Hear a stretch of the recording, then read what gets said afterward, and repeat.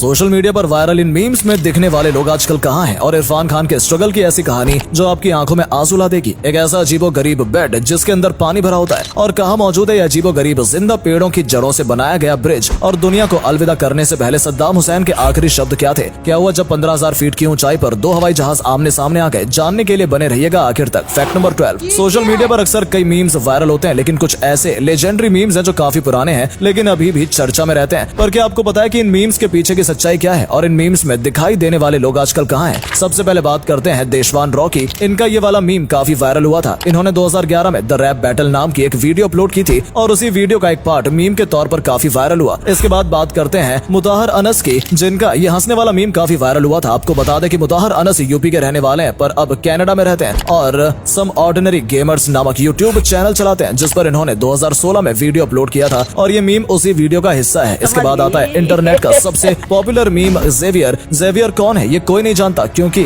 इसकी एक ही photo internet पर अपलोड है, पर एक ट्वीट के मुताबिक जेवियर की उम्र 69 साल थी। Fact number 11। एक समय था जब जिस फिल्म में इरफान खान सर होते थे इस फिल्म का हिट होना पक्का माना जाता था, लेकिन आज इरफान खान सर हमारे बीच नहीं है, लेकिन इनकी स्ट्रगल की कहानी आपको इंस्पायर जरूर करेगी। दोस्तों, एक छोटे से गाँव में जन्मे इरफान खान छोटी सी उम्र में ही सपने लेकर मुंबई आ गए थे, जहाँ पहुंचकर उन्हें बहुत सारी नौकरियां करनी पड़ी पर अपने सपने के लिए उन्होंने सब कुछ किया। इरफान खान राजेश खन्ना के बहुत बड़े फैन थे और एक बार राजेश खन्ना को देखने के लिए वो उनके घर पर टेक्नीशियन बनकर उनकी एसी रिपेयर करने चले गए थे, लेकिन उनकी किस्मत इतनी खराब थी कि उस दिन राजेश खन्ना सर अपने घर में थे ही नहीं। एक समय था जब इरफान खान के पास जुरासिक पार्क मूवी देखने के लिए पैसे नहीं थे, लेकिन बाद में उन्होंने अपनी मेहनत के दम पर उसी मूवी सीरीज के एक मूवी में लीड किरदार निभाया। Fact number 10। आपने आज तक कई तरह के बेड देखे होंगे, लेकिन ये बेड सबसे अजीब है। इस बेड को वाटर बेड के नाम से जाना जाता है जिसके अंदर पानी भरा होता है। जी हाँ, आपने बिल्कुल सही सुना। इस बेड को बनाने वाली कंपनी का दावा है कि पानी से भरे हुए इस बेड पर लेटने के बाद इंसान को बहुत ही ज्यादा रिलैक्स फील होता है और इसका स्ट्रेस लेवल कम हो जाता है, साथ ही साथ उसे नींद बहुत ही ज्यादा अच्छी आती है। वैसे बेड मस्ती करने के लिए बहुत अच्छा है। Fact number 9। पिज्जा गोल होता है लेकिन इसके बावजूद पिज्जा का जो बॉक्स होता है वो हमेशा ही स्क्वायर शेप में होता है। ऐसे में पिज्जा का बॉक्स हमेशा स्क्वायर ही क्यों होता है? देखिए, पहले के समय में 15 सालों तक राउंड बॉक्स ही आता था, लेकिन बाद में इसे बंद कर दिया गया क्योंकि इसमें बहुत ज्यादा खर्चा होता था। असल में राउंड शेप के पिज्जा बॉक्स को बनाने में कार्डबोर्ड का ज्यादा खर्चा आ रहा था और इसे बनाना मुश्किल भी था, इसलिए कंपनियों ने स्क्वायर शेप के बॉक्स बनाने शुरू कर दिए जो एक सिंगल कार्डबोर्ड शीट से ही बन जाते हैं। Fact number 8। ऐसे अजीबोगरीब ब्रिज जो जिंदा पेड़ों की जड़ों से बनाए गए हैं। जी हाँ दोस्तों, इस तरह के ब्रिज हमारे भारत के मेघालय राज्य में पाए जाते हैं। मेघालय में बारिश बहुत ज्यादा होती है और कई जगहों पर लोहे से बने हुए पुल में जंग लग जाती है, जिसकी वजह से वहाँ के लोगों ने सालों तक मेहनत करके पेड़ों की जड़ों को आपस में लॉक करके कुछ इस तरीके से कमाल के ब्रिज बनाए हैं